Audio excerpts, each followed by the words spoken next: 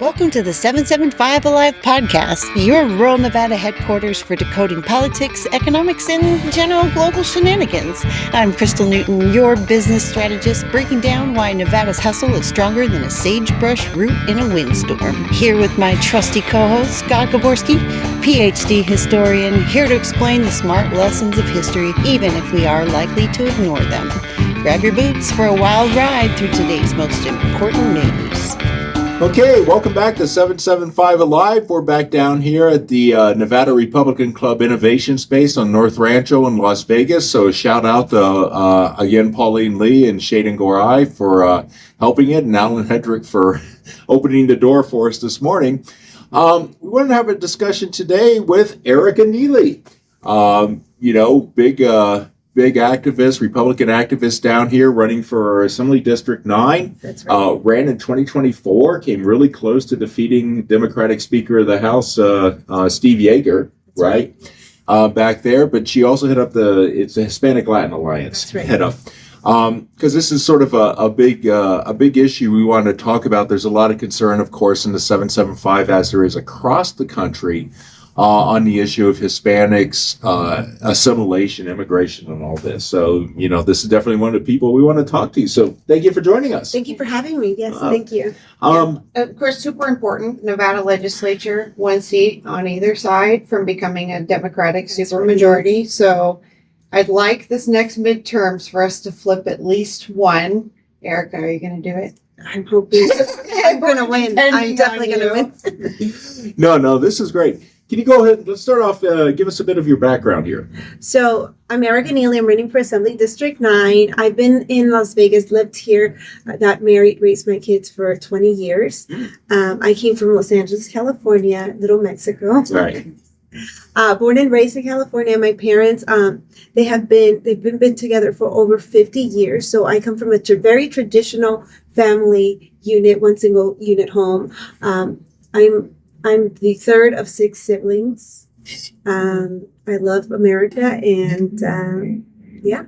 We were talking before the show, and I asked if she had kids. She's like, yes. And I'm like, how many? She's like, a lot. A lot. So my mom had 6 kids, and I have 6 kids. Oh, okay. And we met a couple at an event a couple weeks ago. That's right. You met 4 of them. Yeah.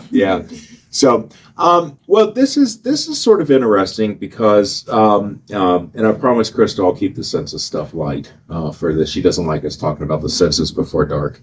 But right now, Nevada, based on, the Census Bureau just released the 2024 American Community Survey estimates back in September. So we're just over 30% Hispanic across the state. But it's very divided. So if we look at the 15 rural counties and everything except for Clark and Washoe, only about 20% of the population out there is Hispanic. And it's not evenly spread. It's largely concentrated in Elko County, where I'm from. She's from Humboldt.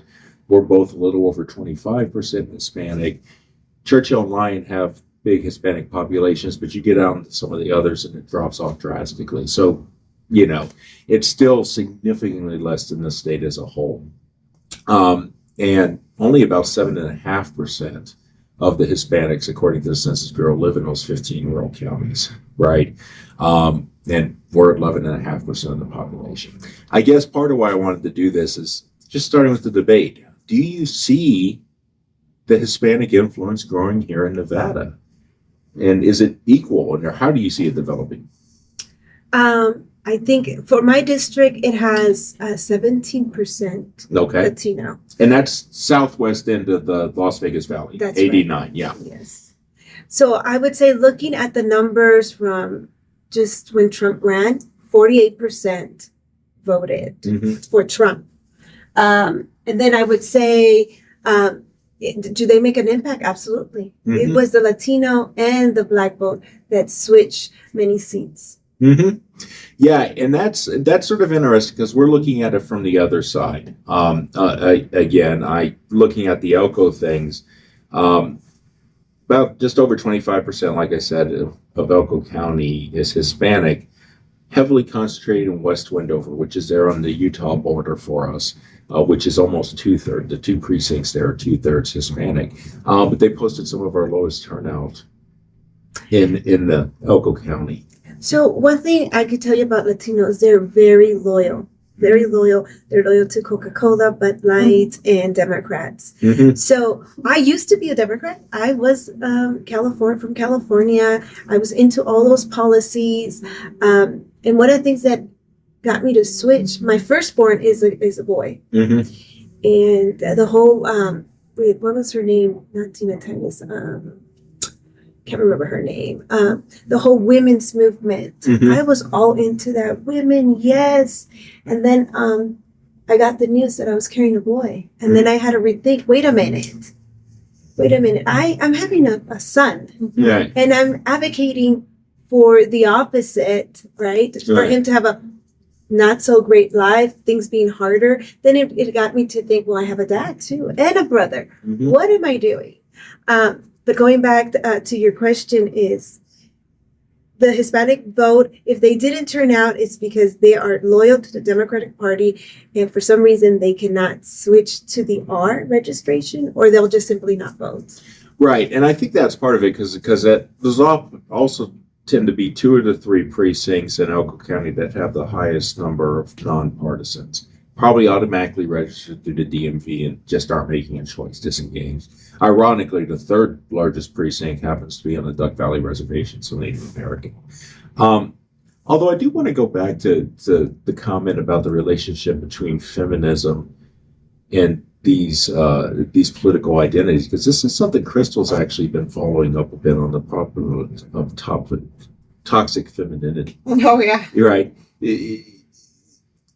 Is there an inherent contradiction there, do you think, between, this democratic identity and traditional family? Of course, that's been a Republican argument for a long point. But then, we have this conflict with ethnicity and sex in this case. Yes, absolutely. So going back, so when I used to live in California and when I was a Democrat, and then I was young too.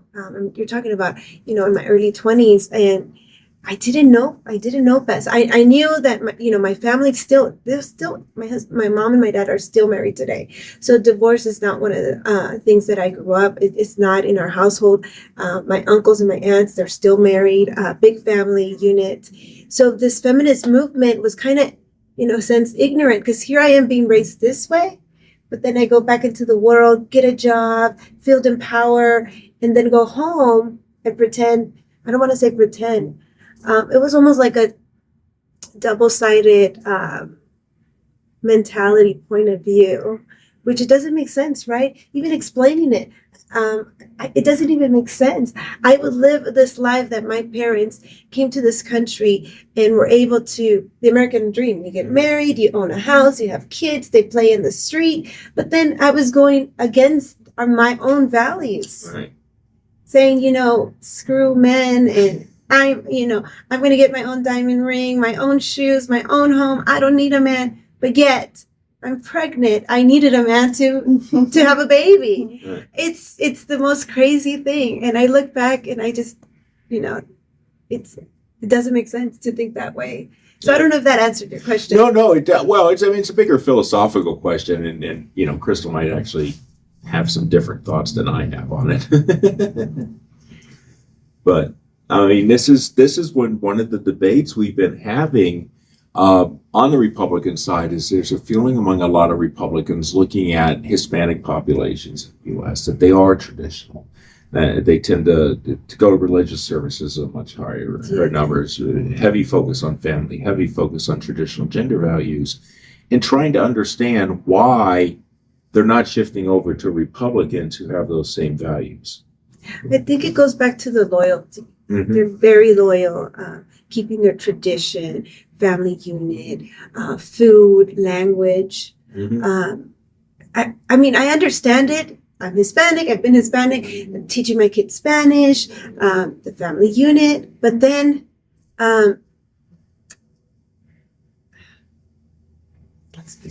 No, that's okay. That's okay. No, because this is really a complex issue that I don't think anybody has a handle on right now.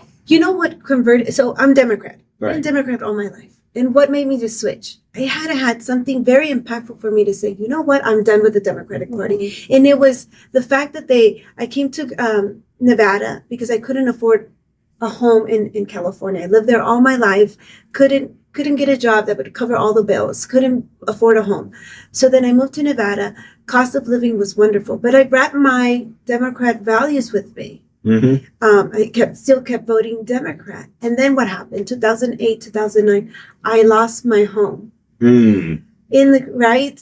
And I had to look at myself in the mirror and said, and at this point, I'm a single mom. Mm-hmm. I'm still in power. I'm still a Democrat. You know, I voted for all these Democrat policies, but yet now I'm left with nothing. The bank took my home, the money, and my credit, and I'm out in the street with a son, no job. And that's when I had to look at myself and say, look at these policies. I came to this red state.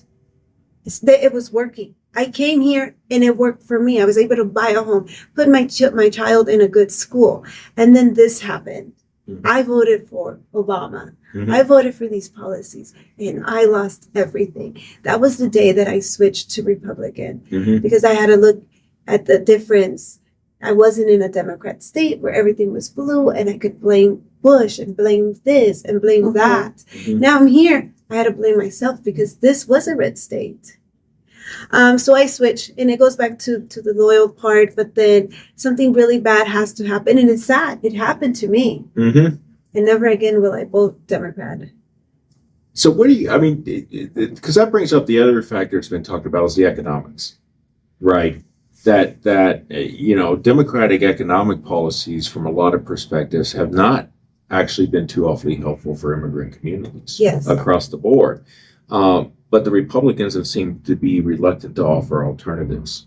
I'm glad you brought it up. Actually, I disagree. Okay. Okay, so in 2024, Donald Trump got 48% of the Latino vote. And a lot of the Latinos are still low income, right? Mm-hmm. Low income families, and they are on food stamps. They are on welfare, public assistance, free lunch. I have a list of all the things that you're able to get with assistance living, food stamps, Section 8, utilities, public schools, free lunches, grants, loans, WIC, diapers, bikes, backpacks, Obama phones, internet, Medicaid or Medi-Cal, whatever you call that.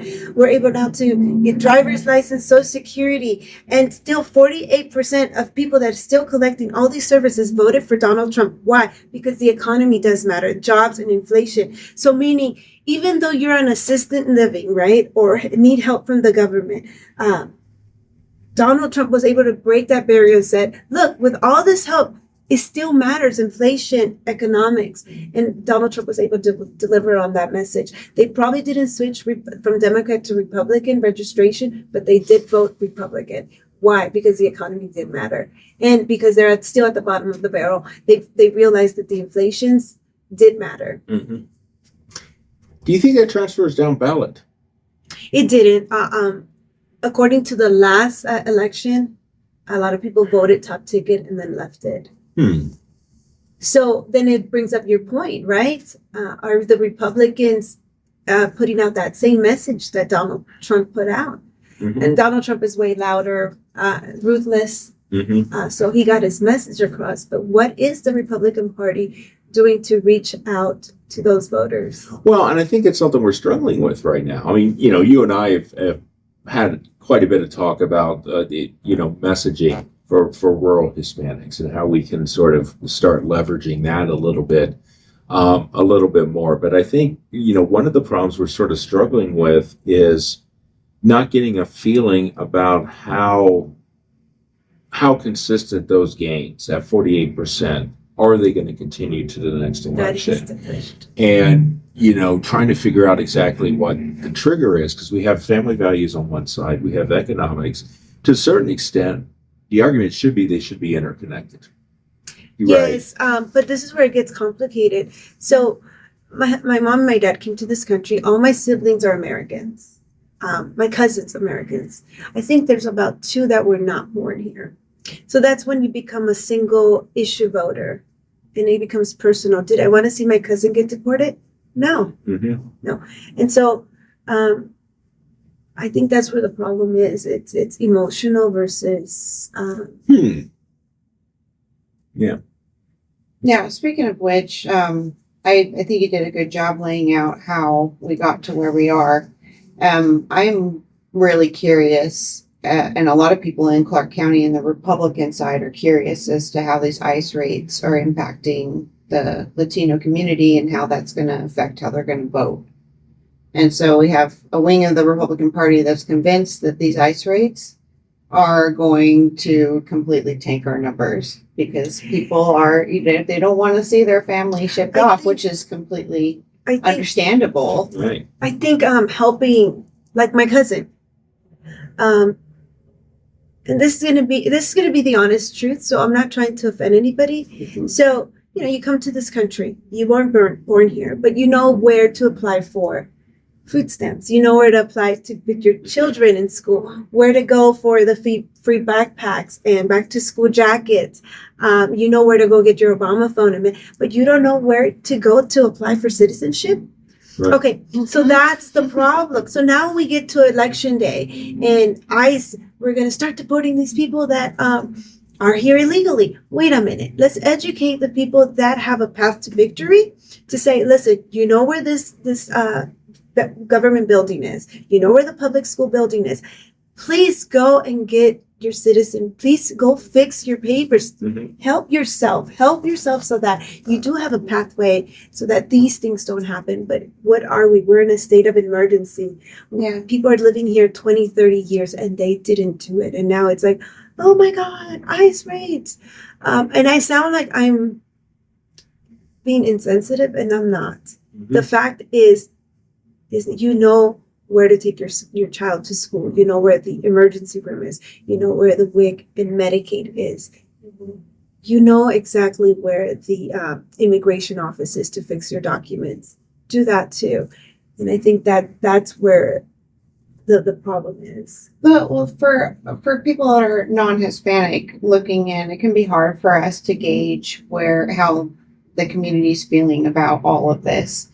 And it sounds like to me what you're saying is everybody in your community knows how to apply legally if they wanted to. So I guess by extension, you could also say the ones that are getting deported are the ones that knew how to do it and didn't. Exactly. So maybe not as difficult of a issue. It's I don't know how to say it. I know what you're saying. Like you don't feel as bad because they could have remedied the situation and they didn't. Well, here's another thing. Here's another thing, and I'm just going to be honest.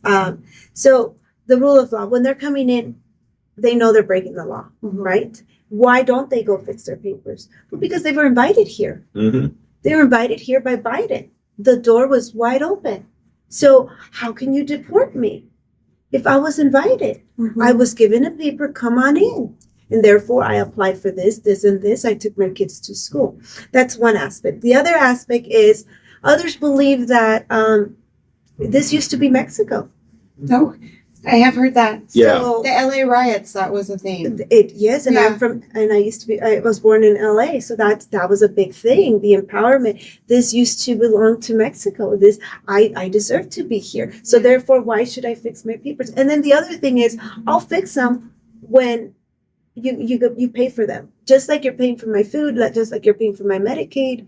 I'll get my immigration when you pay for them. We had the highest, what is it? And you could correct me if I'm wrong, but under the Reagan, we had a lot of amnesty. Mm-hmm. Oh, right? Yeah. And people took advantage of that. Why? Because it was free. And here's the other thing. Because they think that some of them, not all of them, that this used to be Mexico. Oh, God, I lost my train. No, that's okay. I had a fourth point there. I find that interesting, though. I've heard of that. I heard of this used to be Mexico thing. I heard it during the LA riots, and I thought it was just one of these passing kind of fun things to say. It sounds like that's very deep-rooted belief for some people. It is. So it's also lacking in, or just remember the history. Mm-hmm. How did we obtain all these states, right? Mm-hmm. So out of curiosity, sorry, no, go ahead. But just to follow up on that, I'm curious if the Hispanics that believe, California and Nevada is really their land, are they closer aligned to Native Americans than any other group? It could be. Because that kind of is a thing on Native things too. It's like, this was our land, you know? I'm saying it could be my dad, following my dad's history. My dad's from Mexico and my mom's from El Salvador. So yes, that's Indian tribes. Yeah. You could have them. Well, I think there's two aspects to this, and we could just, if you don't mind, going on a digression real quick on this, because I do want to get back to some of the. I want to get to the bottom of this. I think Well- Hispanics have the opportunity to teach Americans how to be families again. Well, And that's I think it's our best bet. And I want them to win, and I want the legal ones to win, because right, they actually believe in the rule of law, Yes. which is what we're founded on. right. So, like, bring back our family values. We love that. We need that. Yeah, but I think this gets into an interesting point of identity politics. We can start first, because of course the U.S. acquires these territories through a legal treaty, Guadalupe Hidalgo, Yes. 1848. Now, of course, the argument against that is this is because they had manufactured a war under the French. well, this was before the French, the Polk administration, although you do have the ongoing Civil War, Benito Juarez and all those. They said this great visual of you down at the LA riot showing him the Hidalgo Yeah. Treaty. Well, actually, Well, but no, this gets into a question of treaties, but what was so interesting about that was the Native American dimension, because I don't really think it's a correspondence on the land, right? As much as it is, one of the things we see, and I did during the 2020 census, I worked as a tribal partnership specialist, so more of a violation of sovereignty. type no, of thing. no. What it actually is that there's so much of the Hispanic Latin American population is from an American bureaucratic standard mixed race, right? There's extensive intermixing Yes. between the European components and the Native American. And one thing that's been argued, that there was an argument within the Native American community that the Hispanic immigrants should be incorporated into identifying their indigenous identity, right? Because that would show that there's actually more indigenous Americans in the U.S. than the Census Bureau is claiming. But there's also a that's huge interesting. backlash. Well, and one of the problems is, how do we classify that, right? And you've got two problems, because Latin American governments for years have discriminated against indigenous communities. So people have learned not to identify in there. So you talk, I don't know if you discussed this with your mother, but in a lot of countries, they tell us, we don't identify as indigenous, we identify as Hispanic because that has the European heritage, which the government accepts. So they don't want to talk about it to begin with. But the other part of the thing is, you get the backlash from Native Americans. It's like, look, we're going to add, it's almost the same argument on the whites. We're going to add this huge group that isn't really Native American, and they're going to take the money that's the federal government's giving to the Native American tribes. So it's a very odd. It's also a pathway to a sovereign nation within our borders. Well, it could be, except Which would be full circle. Right. Yes. Back, this would be their land again. But like, it goes oh. back to identity politics, Yes. and it doesn't work in America. No. So, like, can I just? Oh yeah, go. So my dad's from Mexico. Right. My mom's from El Salvador.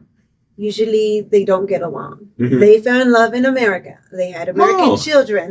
They had American children, and within our family, some of them. Sorry. No. Some of them, there's a little bit of a conflict with the food's different, spicy versus not spicy, healthier veggies. The language is different. My Right. grandma and my dad didn't speak the same accent. I've got like 27 different native communities in Mexico. Or I know there's like 27 states, but there's a ton of different natives. Dialogues, yes. They're completely different from each other. Yes. Yeah. Yeah. Mhm. And so I actually grew up a little bit of that. And so in California, when I was growing up, I consider myself Hispanic.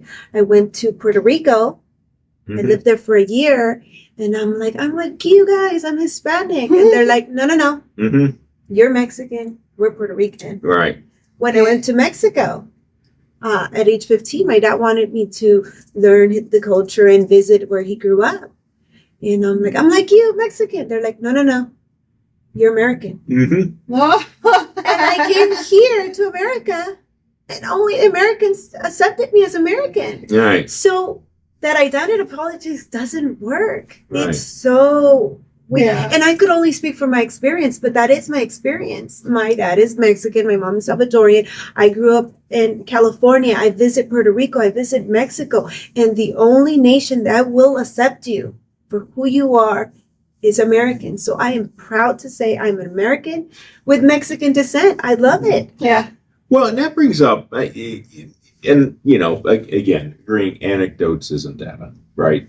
So personal experience doesn't reflect it, but we see that in weird ways. I mean, Puerto Ricans are an interesting example because even though Puerto Rico is not a U.S. state, it is a U.S. territory. Yes. Right. So they have that sort of citizenship status. It's a junior state. Well, yeah, and they keep resisting becoming a state. That's been one of the fascinating things about every 7 or 10 years true. they vote down becoming a state. Yeah. Which is fascinating, but They get all the subsidies now without having to have the compliance. They're Right. like, no, that's good. We're good right. here. Well, and some, Exactly. It's the benefit of two because they Yeah. get to maintain. One of the things they're trying to preserve is their language. right. Once they become a state, then the schools have to start Teach teaching English. Yes. Right. But that immigration story for the Puerto Ricans, if you would have looked in the 50s and 60s, it was being marketed the same way as the Irish and the Italians and others. I mean, this is the basis of West Side Story, right? Right. We have sort of lost, we don't tend to talk about this anymore in terms of the assimilation of this group. We've now grouped them all together. You're absolutely right. We laugh quite a bit because in doing rural outreach, some of our members, Republicans up in Elko that speak Spanish, they have that the Guatemalan accent, right, which is considered sort of it's the Hispanic version of the Midwestern accent in the U.S., right?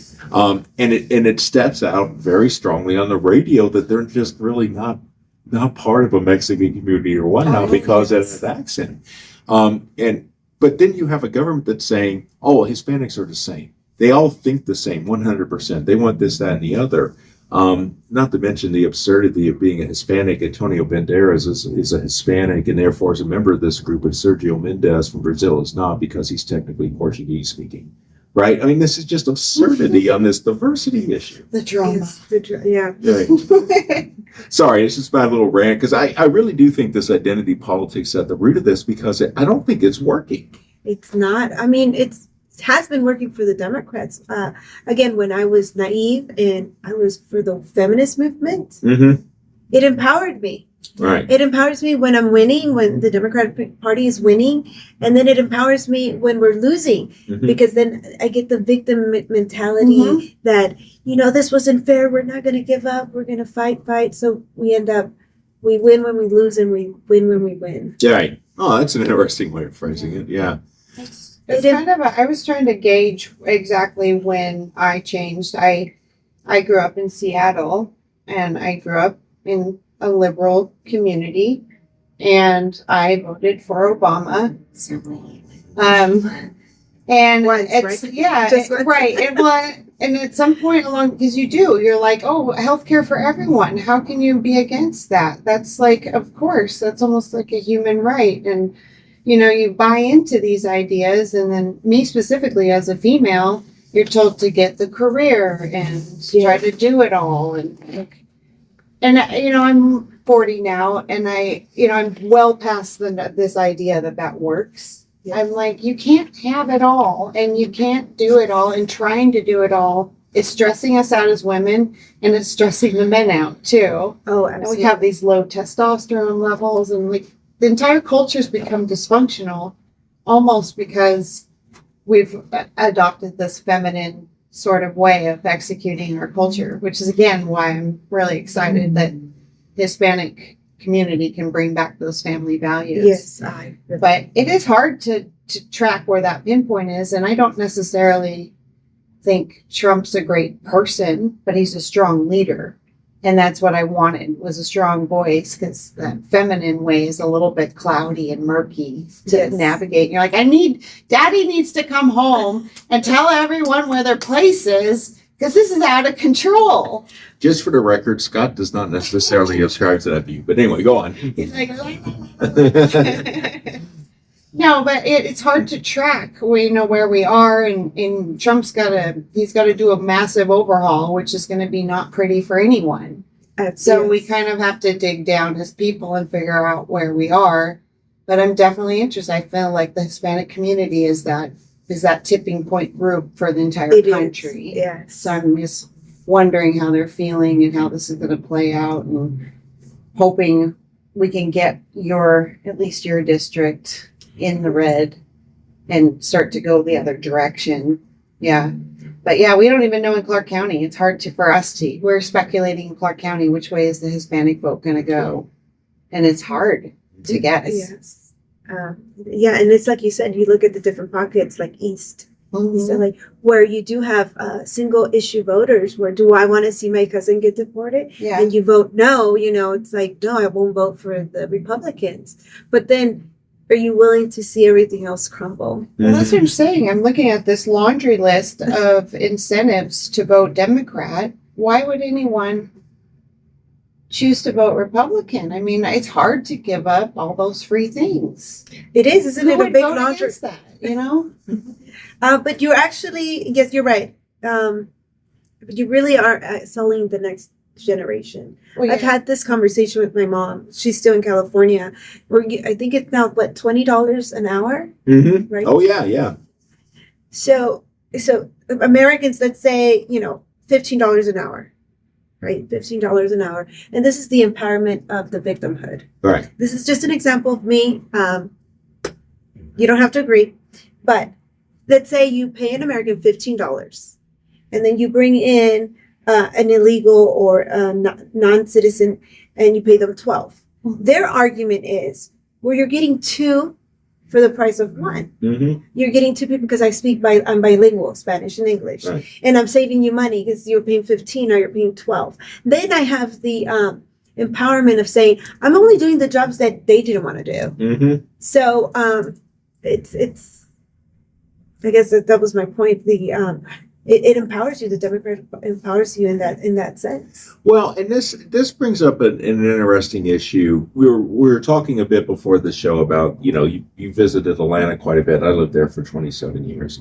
And one of the things that always struck me in Atlanta is that during the last 35 years, we've had a huge increase in Hispanic population, specifically in Atlanta. And Reagan's amnesty went a long way towards this. Some of them are doing quote unquote jobs that Americans quote unquote won't do. And I'm putting these in quotes for something I'll get to in a minute. Sort of like at the chicken processing plants, right? But a lot of them were actually going into construction and light manufacturing, and they were earning very good wages, right? Yes. But what seems to be going on is where the businesses were getting a benefit wasn't paying them low wages.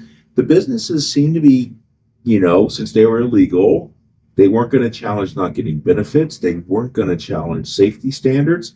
And that was twofold. So you're actually creating a worse situation for the immigrants, even though they're being paid well. Payroll taxes, Yeah. insurance. These people don't exist as far as these companies, and that's a big benefit. And not to mention who they're actually forcing out is Displacing. another component of the Democratic coalition, which is African Americans. Can I just add also the next generation of their own children? Oh, how so? That's interesting. So if they're illegals, they're taking jobs, but now they're having children. What's the term? Anchor babies. You're right. So the next Their flow, jobs are get replaced by the immigrants. next flow. Right. Oh, that's an interesting dimension. They think, okay, I'm going to work, I'm going to do this for my family. But now their children is American. And if they believe that immigration is good because you understand what I'm saying, right? Yeah. You're shifting away. Mm-hmm. You're shifting away. So, and that's interesting because now we're roughly just over 35 years from the Reagan amnesty, right? And of course that we saw the uptick after the 90s. And the whole idea, for those of you who might not be the history junkie I am, the promise was that Reagan amnesty was going to give an amnesty to the people that were here illegally And then we'll fix the system and we won't have this in again. We'll just start from a zero floor, clean slate, Yes. and then fix it. But they never fix the immigration system, right? Which is why I think a lot of Republicans are very suspicious of Democrat demands for an amnesty now. It's like it didn't work last time. But we're 35 years in. So somebody that came over under this belief that there would be another amnesty, say in the late 30s or late 90s, early 2000s, they're now at the age, their children are about to enter the workplace. We saw this a bit in California with the debate over giving, the dreamer children free college, right? A couple years back. It'd be interesting. Do you have any data that's actually taking place? Because that's actually a fascinating dynamic. I don't have the You know data in front of Well, me. no, I'm not sure anybody does. So this isn't on you, but it's fascinating because one of the things that's also the perception from outside is that a split is developing within the Hispanic community, Yes. right? Between those who immigrated legally and those who don't. And they feel those who don't might be undermining what they've built here. Do Yes. you think that's a real... Absolutely, and that goes back with the jobs, is that Yeah. the illegals are coming in, taking the jobs, but what they don't realize is that you're also taking away your children's future. Mhm. Because if we still have open borders and pathway to citizenship or the amnesty, Right. it's more people, the more fluctuations coming in, Right, and what happens to the American or your American child. right. And I think it's a little bit of that laundry list of benefits is a bit of a Faustian bargain that you make with the Democratic Party. It's like, yes, you will get all these benefits, but we're going to keep the door open on immigration. So it's like, yeah, you get these immediate benefits now, Mhm. but like you said, Yes. you're undermining your child's future. Future, yes. So that's a bit of is that right? Faustian bargain? Yeah, no. Yeah.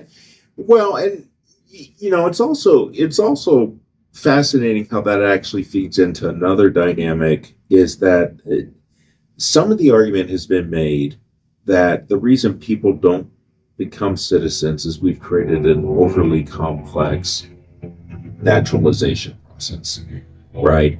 There's a lot of frustration in people who naturalize from other parts of the world, particularly Europe. They're paying the $15,000-$20,000 to go through the process. They got to wait the 5 years, and it's just an incredibly cumbersome system. Or But they're just in here to make a bunch of money and leave. well, we can get to There's that we can too, get right? we can get to the idea of remittances here in a second, because that's actually a huge issue. But what I was going with particularly this is, you have an argument on the Democratic side that one of the problems is these people are illegal because they can't figure out how to work the system, which you disagree with, right? So it's a barrier. It's a lack of opportunity. The Republican argument, and part of what you're making, is they know exactly what they need to do. They're not doing it. That's now a question of will. And so we're arguing from two different perspectives. Yes, If there is a barrier, can you hold them responsible, right? But if it's a question of will, I think most people would say, yes, they are responsible. Yes, they are. Yeah. It's just for the facts that they know they're breaking into the law. They know when to come in. They know that when it's under a Democrat president, the world is watching America. Mm-hmm. Which president our elections, they're watching. When I lived in Puerto Rico, and yes, they are a territorial state, they're Mhm. watching. The Philippines, they're watching. Mexico is watching. And one of the things that I find very fascinating as they're watching our elections, and I don't think they understand what it is to be free. And let me explain. When we hear the word, and correct me if I'm wrong, but when we hear the word free, we think of liberty. Yes, we say the word free and freedom. But it's not free. It's not, no, well, they think it's free for the taking. Right.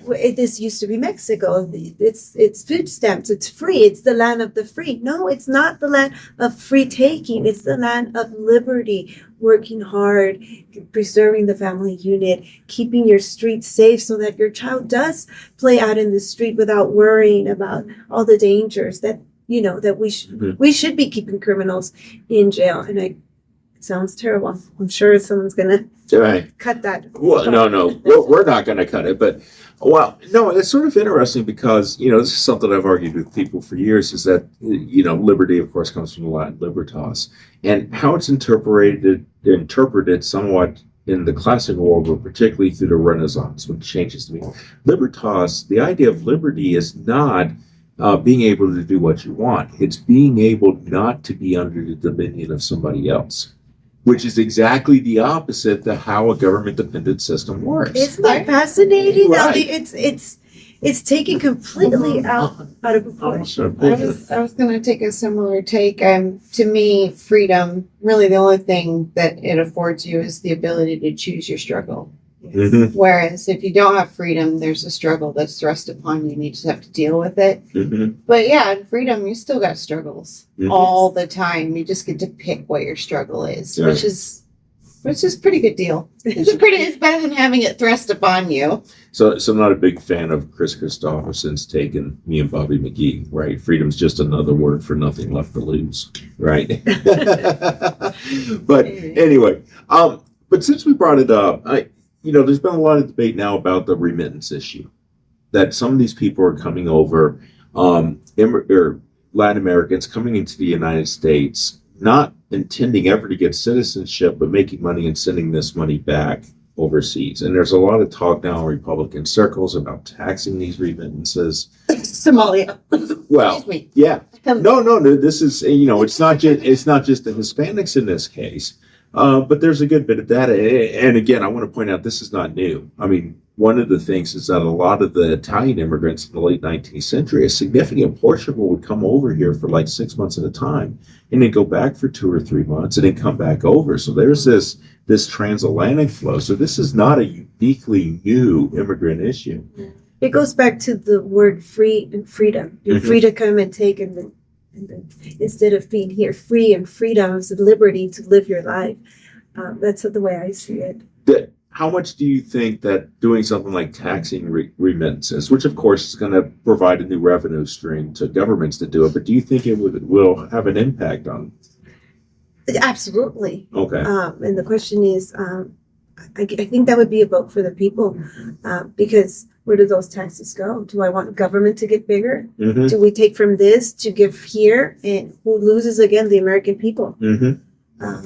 That would be something that needs to be discussed more in details. Yeah, I would agree with that. It'd be a hard loophole to close, though, because there's so many other ways to send remittances back that don't require a wire. So you could, send a gift card. There's other ways of doing it that you wouldn't have to pay the tax. There'd be gigantic loopholes, I think. Right. Well, there isn't anything, but it's an interesting approach. I think in part because one of the things it realizes is that the economic impact isn't just the impact that it's displacing American workers and this type of stuff. And again, I think a lot of the American workers that are displaced are actually African Americans in most cases. Yes. Which is, so now we've got two classes that are being impacted by these policies.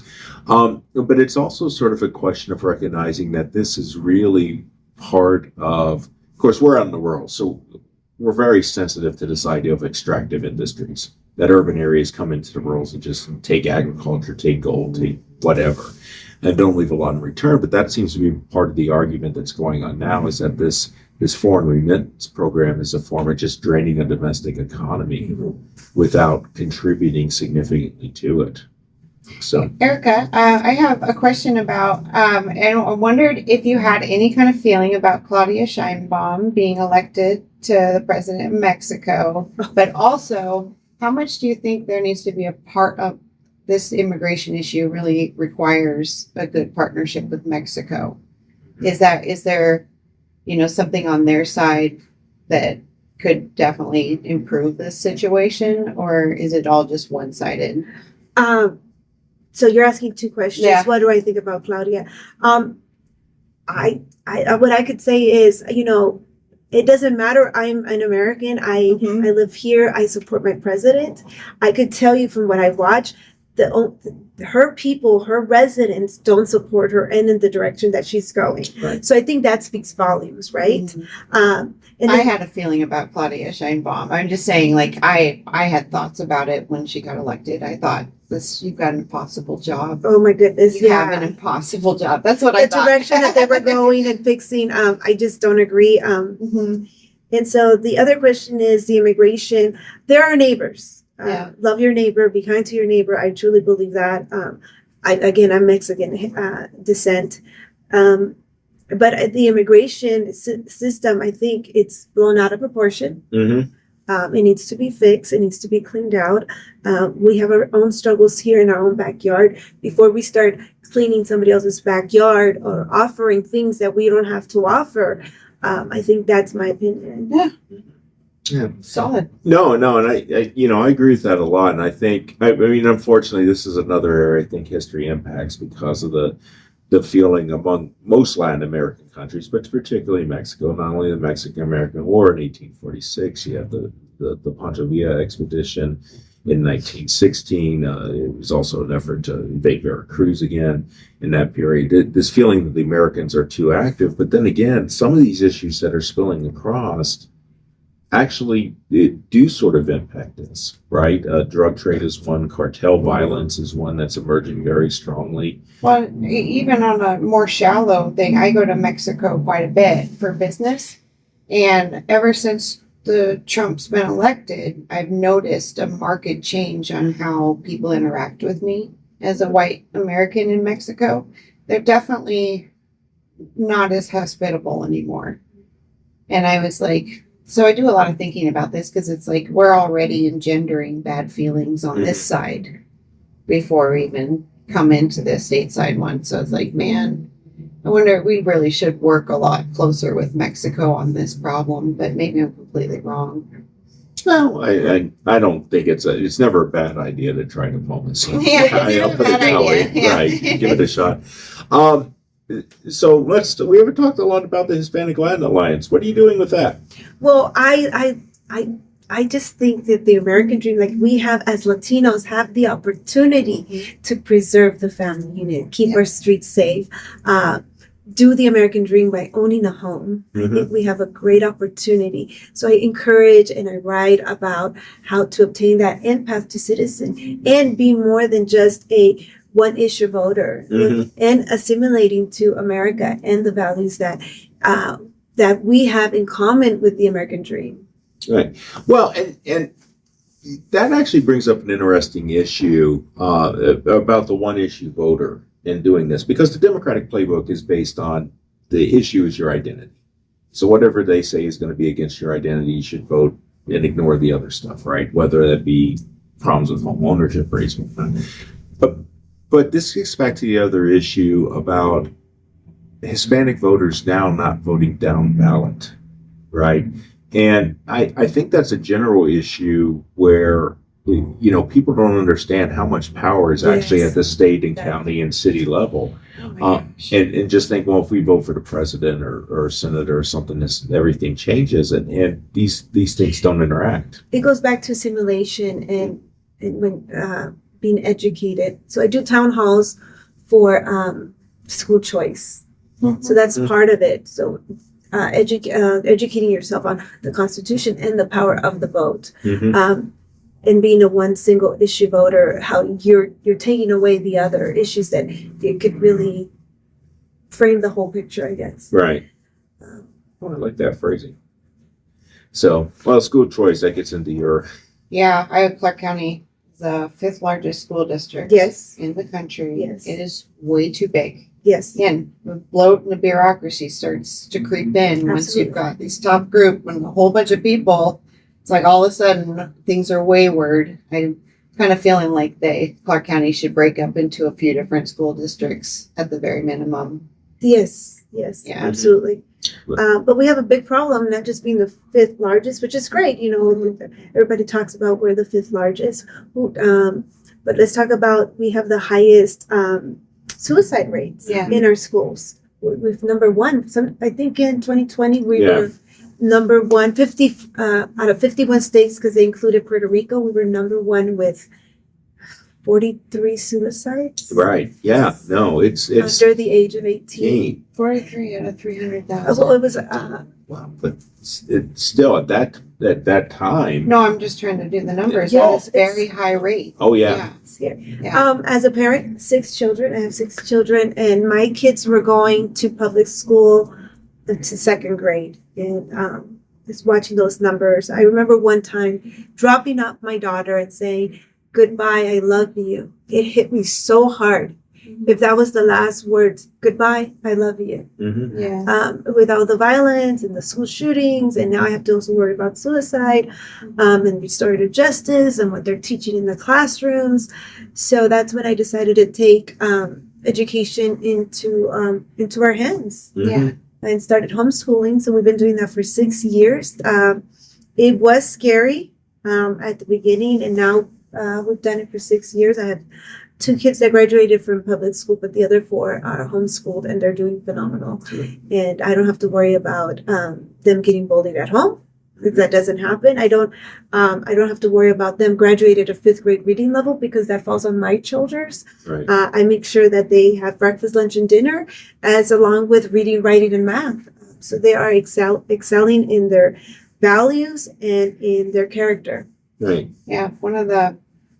There's a lot of difficult things about suicide, but especially at that age, losing the child is horrific, but also that child has a lot of friends. Yes. And those friends just witness something firsthand that their brains really aren't prepared for. And it's almost like a social contagion. It can start to happen. And I feel for you as a parent, I would pull my kids out too, because I don't want them exposed to them knowing someone directly that killed themselves, because I don't want that in their brain.